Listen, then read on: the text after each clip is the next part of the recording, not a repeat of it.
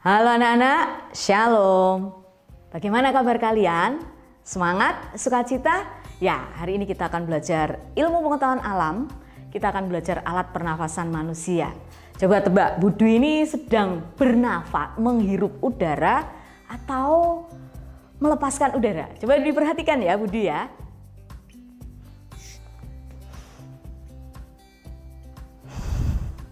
Wah, ada dua-duanya ya anak-anak. Budi akan ulangi, coba ini menghirup atau menghembuskan udara.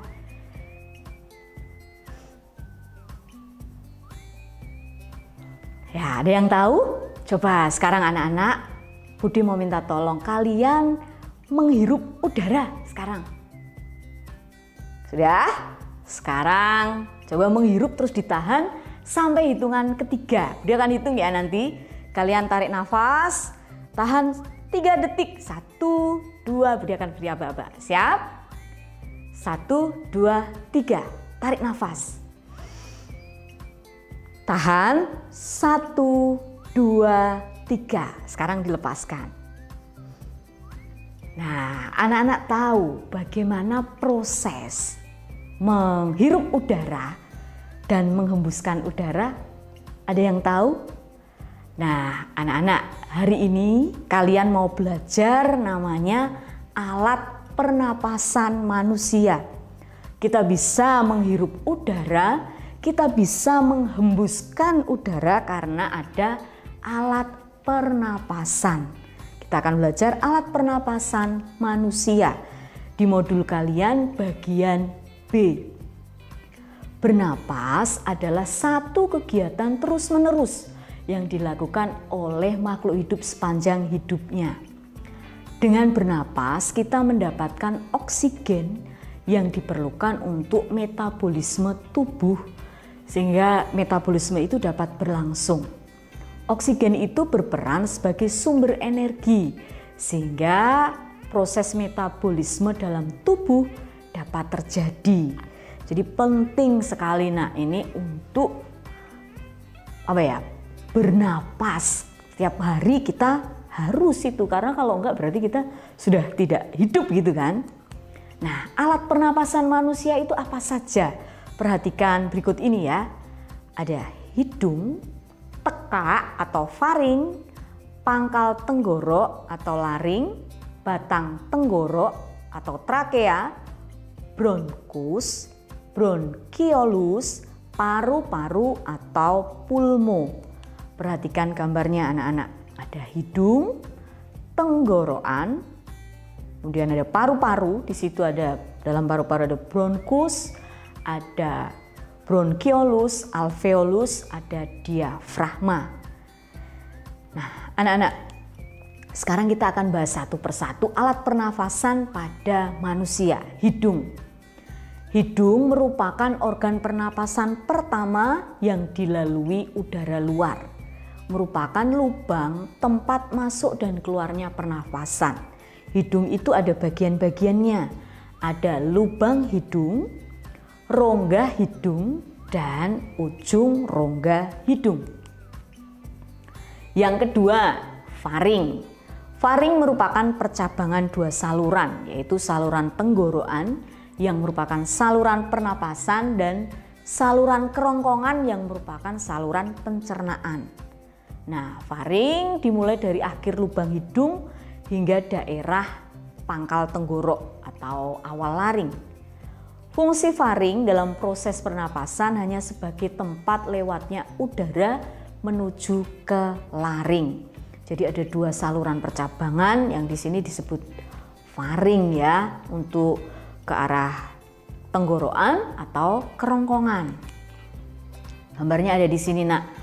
Faring ada yang ke kerongkongan, kemudian ada yang tenggorokan. Nah, Tuhan itu luar biasa.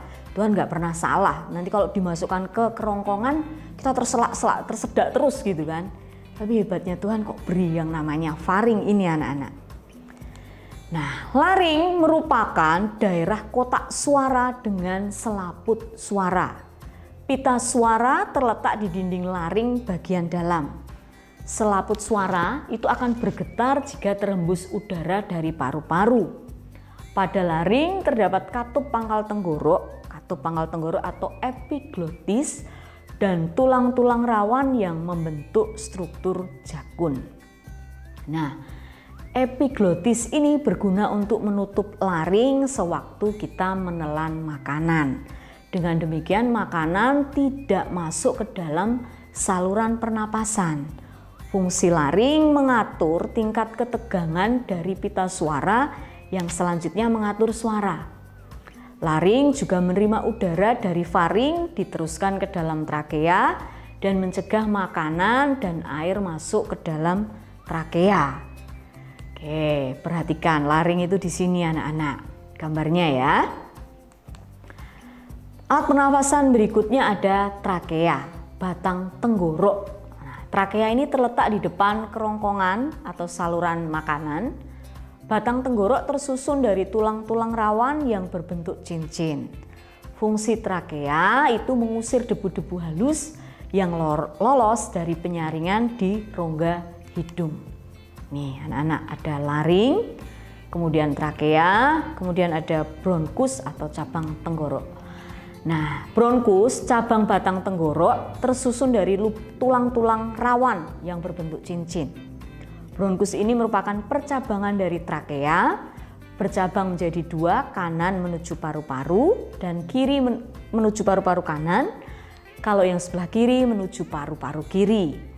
Fungsi bronkus adalah menyediakan tempat jalannya udara yang dibawa masuk ke dalam paru-paru untuk mengeluarkan udara. Berikutnya yang keenam, bronkiolus, anak cabang batang tenggorok. Bronkiolus mengambil percabangan sesuai dengan jumlah gelambir paru-paru. Bronkiolus yang menuju paru-paru kanan bercabang 3, sedangkan yang menuju paru-paru kiri bercabang 2. Bronkiolus merupakan cabang dari bronkus. Dindingnya lebih tipis dan salurannya juga lebih tipis. Pada ujung bronkiolus terdapat gelembung-gelembung yang sangat kecil dan itu disebut alveolus. Ada gambarnya anak-anak di sini ya, perhatikan. Yang ketujuh, paru-paru. Nah, ini alat pernafasan. Yang ketujuh, paru-paru atau pulmo terletak di dalam rongga dada di atas diafragma. Diafragma itu sekat antara rongga dada dan rongga perut. Diafragma adalah sekat rongga badan yang membatasi rongga dada dengan rongga perut. Paru-paru manusia ada sepasang, sebelah kanan dan kiri. Pada bagian kiri ada 2 gelambir, lobus, sedangkan bagian kanan 3 gelambir. Paru-paru terbungkus oleh selaput tipis yang disebut selaput paru-paru, yang tipis gitu yang disebut pleura. Di dalam paru-paru terdapat bagian penting yang memungkinkan terjadinya pertukaran udara ya antara karbon dioksida, oksigen gitu ya. Nih ada gambar paru-paru sampai di sini ya, paru-paru. Kemudian kita masuk ke anak-anak amati gambar ini. Ini ada kuis tapi akan kita jawab nanti waktu TMO, waktu kita Zoom ya. Perhatikan sistem pernafasan manusia. Kalian amati dulu, yang sudah tahu jawabnya boleh tulis di buku. Amati gambar ini, tulis alat pernapasan yang ditunjuk dalam anak panah ini. Sudah? Ya, kalau sudah, anak-anak akan lebih lanjut belajar latihan soal dengan melihat sebuah tayangan video. Kalian akan latihan soal di sini. Kita simak bersama-sama video latihan soal berikut ini. Teman-teman, kita akan belajar latihan soal alat pernapasan manusia. Mari kita belajar bersama-sama. Soal yang pertama, manusia memiliki sepasang paru-paru. Perhatikan gambar di samping. Benar atau salah? Ya, jawabannya benar. Ada sepasang paru-paru.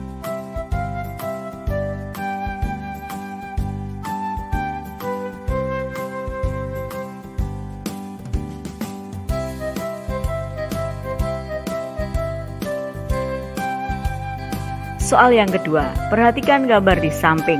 Proses yang terjadi pada bagian yang ditunjuk oleh anak panah adalah A. Penyaringan udara di alveolus, B. Masuknya oksigen dari luar daerah, C. Penyesuaian udara dengan suhu tubuh, D. Pertukaran oksigen dan karbon dioksida.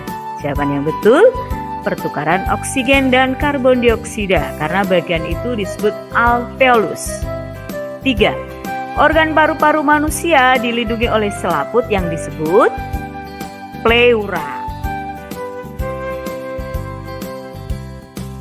Soal yang keempat, urutan jalannya udara dalam proses pernapasan manusia adalah, perhatikan gambar di samping, hidung, rongga hidung, trakea, bronkus, bronkiolus, dan alveolus. Berdasarkan gambar, jelaskan proses pernapasan manusia saat menghirup dan menghembuskan udara. Proses menghirup udara mulai dari rongga dada membesar, udara masuk melalui hidung, udara disaring oleh lendir dan rambut hidung, paru-paru mengembang, oksigen diserap melalui alveolus. Proses menghembuskan udara, rongga dada mengecil, paru-paru mengempis, udara keluar melalui saluran pernapasan.